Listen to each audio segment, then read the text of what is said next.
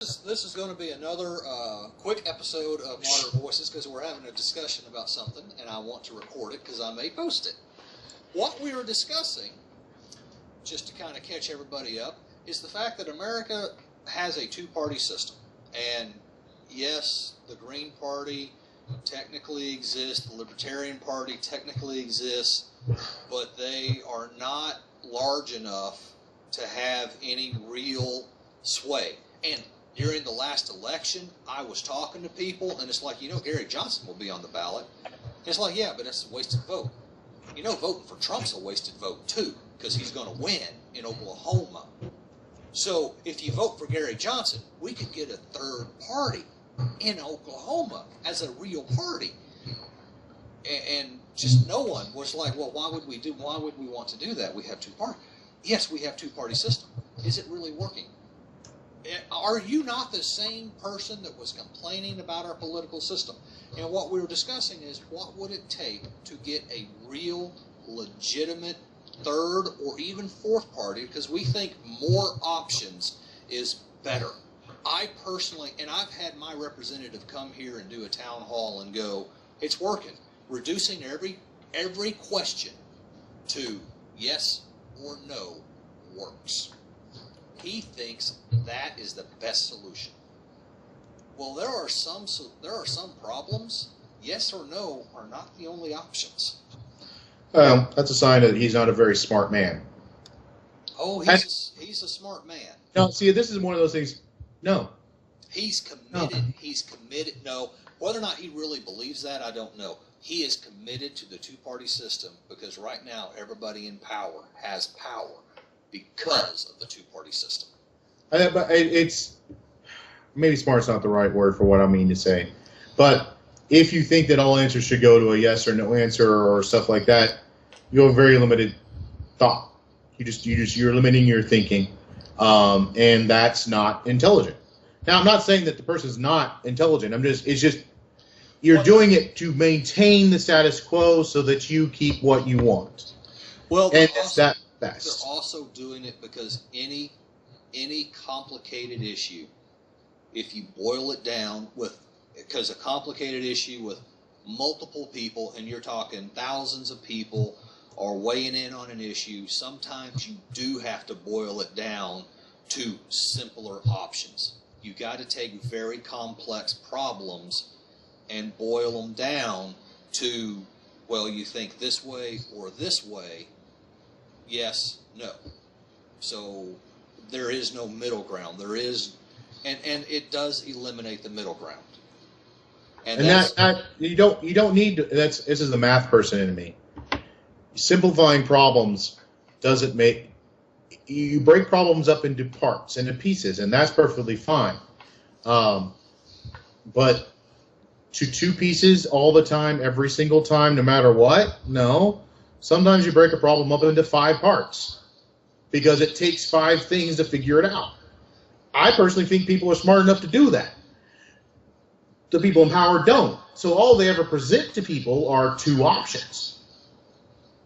And that's your complaint about the two-party system. And that's my complaint. And that's why I want a legitimate in power. It has a few seats. It has backing. It has, grassroots. The only way you can, and we were discussing about this, the fact that I view Britain as a older whatever that they have, and we're discussing about how in their parliament what really got this started was the fact that with the blowing up of the Supreme Court rule on filibustering in the Senate, means that the only thing left is the filibuster on legislation, which if that survives the next 6 years, I'll be shocked. In which point, I would say this: the next time the Senate switches to Democrat and the Republicans try to filibuster something, yeah, they're going to kill it. Legislation goes away. It's been tit for tat for tit for tat. So, and yeah, I don't necessarily disagree with it. Well, the result of that change the Senate.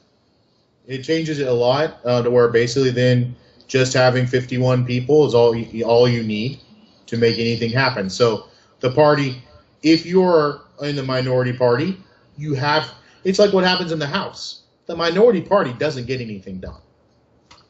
they really don't get much done. They get a few teeny tiny things done here and there in a coalition type situation, as Jason was trying to explain to me, where they work together with some Republicans on some common ground problems, but they really, as a general rule, don't really accomplish anything. Yeah. No matter who's in charge. What they accomplish, and this is sad, but the only thing they accomplish is getting their name and their party's name out to try to win the next election. Yeah. That's their only goal, not actually accomplishing it. They can't accomplish anything legislatively speaking, lawmaking speaking. So accomplishing nothing, which apparently even the Republicans having the majority. Well, saying no is a whole lot easier than trying to say yes and figuring out what you're going to do. That is correct. But you're afraid that basically the Senate's going to turn into the House as soon as one party has the most seats, the other party basically turns their attention to the next election and tries to stop governing. All they try to do is what has been happening the past 8 years: obstruct as best they can. And so you get as a minority party, they won't be able to obstruct. Right. They will still be able to go out there and give their flowery speeches that mean nothing. I mean, they'll try to do stuff high profile and try to get some stuff done.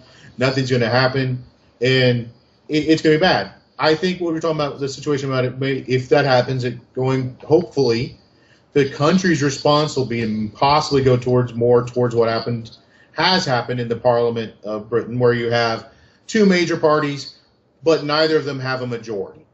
Yes, so they have to get one other of the minor parties, because they're not, basically your two major parties are going to set up as being diametrically opposed, which we have right now.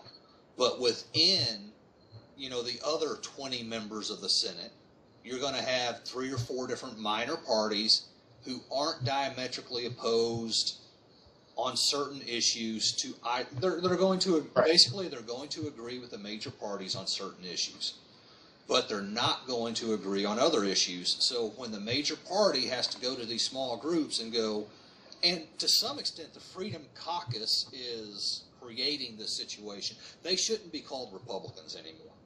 Honestly, if the Freedom Caucus was no longer called Republicans, they actually are acting as that in the House right now to some extent. They are acting the way I want them to act. I don't agree with, just in case anybody's wondering, I don't agree with any of their policies.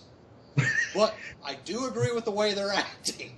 Because they are acting like that small group that you need, if you want to make stuff happen, you need to get them on your side, or try to find some other group in maybe another part to happen. Yeah. The problem, the difference is the House of Representatives, since there's so many more people, it's easier in it to make that kind of situation happen. The Senate, 6-year terms, only 100 people. I don't know if that's what really concerns me there. It's going to be really hard to actually get in there unless people who are already there change to form, kind of like the Freedom Caucus did, but really the Freedom Caucus didn't really do that. They won elections. What's going to happen is people are going to change to form, because what's going to happen is they want to stay elected, and their constituents in this district in Florida or Georgia, their constituents are going to change, and they're going to change. Well, that's the House of Representatives changes more with that than does the Senate, which is just the whole state. Yeah, that's true. The Senate is the whole state. Sorry about that. That's why the Senate, I don't know. The only way you're going to get this kind of situation in the Senate to really happen is to get a state to go, well, you have purple states. But they're not really purple in the Senate. Exactly. Why aren't they purple in the Senate? That's a good, I don't know, but they're not. You have purple states where every election, it's like you don't know which way Florida's going to go. You don't know which way Colorado's going to go. Colorado and Florida should be leading the charge to getting another party because they are purple. They are not Republican or Democrat. The majority of their people living in those states are not. They would feasibly make that, but they'd actually be two different parties because people in Florida are not like people in Colorado. They're not. So they wouldn't be a party. They wouldn't join together. I don't care if they're a party. If there are 2 legislators and 2 legislators, 4 legislators would have a lot of power. It doesn't take a lot in the Senate. What I'm trying to say is I don't think you're going to be able to make it happen as like a Freedom Caucus type thing. I think the Freedom Caucus is going to start trying to accomplish what I want to accomplish. Because the Republican Party will probably end up having to distance themselves from them, and if they kick them out of the Republican Party, well, they are not Democrat. No, they're not. So they can form their own party, the Freedom Party. Yeah. And they have essentially accomplished via internal discord Forming a third, somewhat viable bloc in the House. Representatives that wield a lot of power. What I'm looking at in the Senate, you're going to have senators break ranks and form a group. And it's not going to take many. You're right. It's going to take maybe 6. I think 6 would be enough. I would say 6 would give them a lot of power. 4, not so much. No, 6. No. If you break the filibuster, your entire party votes one way. You just need the 4 votes. But if you can't get 4 votes, it doesn't matter. Well, even if they don't break the filibuster, 4 or 6 people who don't vote who don't vote on party lines, who vote on their own line, where sometimes they're going to vote this way or that way, will be swinging somewhere. As long as they put a D or an R beside their name, they have to vote more often with their party than not. Well, it's like the Freedom Caucus. Eventually, you break away. Freedom Caucus is kind of doing that, but they're still voting most Republican. It's going to take a lot of work. That's why my view is it's going to be 30 to 50 years before we have this kind of thing happen. It's going to take where people die who are currently in government. That's why it's going to take about 50 years. And because I don't think there's a way for people to get elected into the Senate who are young. Yeah, because some of the people that I were talking to that had this very narrow view of parties and how they worked and what they should vote for, they were millennials. Yeah. They have been indoctrinated that the 2-party system is the best system there is. It's going to take a while. And here's the thing. I believe in American exceptionalism. I believe America, we are one of the better nations out there. But you know what? I also believe you grow, you change, or you die. And we've had the 2-party system too long, and it's getting stagnant. We need to grow. Well, I think some millennials are in your boat. There are quite a few who are not. More than you know. You don't. The problem that happens, and this is like a scary thing. More and more people are going to college. Have been. We'll see how this happens over the next 10 years if Republicans stay in control of stuff for the next little while. Because if they do, the number of people going to college is going to decrease. Just flat out, it's going to decrease. They're not going to have enough money to go. Colleges aren't going to have enough money. Colleges are going to shutter. With that being said, if the higher educated people tend to be more moderate than otherwise, and I think a party could generate, when those people get into their 40s, could generate a third option. That's another reason why it's going to take a long time for that to happen, because they have to get into their 40s when that could actually happen. Because when they have children who are voting, and yes, or it's going to take more people having, instead of accepting the voice from Washington, more people questioning the voice from Washington. And Trump supporters, they were unhappy with the way Washington was being run. That's why they voted for Trump. That was great. In a way, I actually applaud them for that. They should have taken that same attitude to who they voted into the House of Representatives. Yeah. Actually, I do take that attitude to the House of Representatives.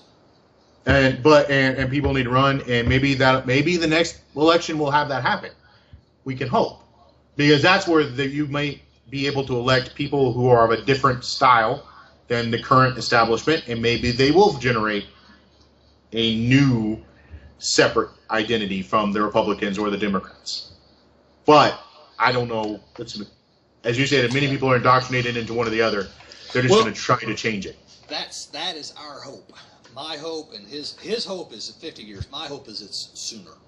Is that we get a viable third party, a normal, viable third party, not a, and to some extent when I'm saying normal and when I'm thinking, a very niche party that has very narrow views.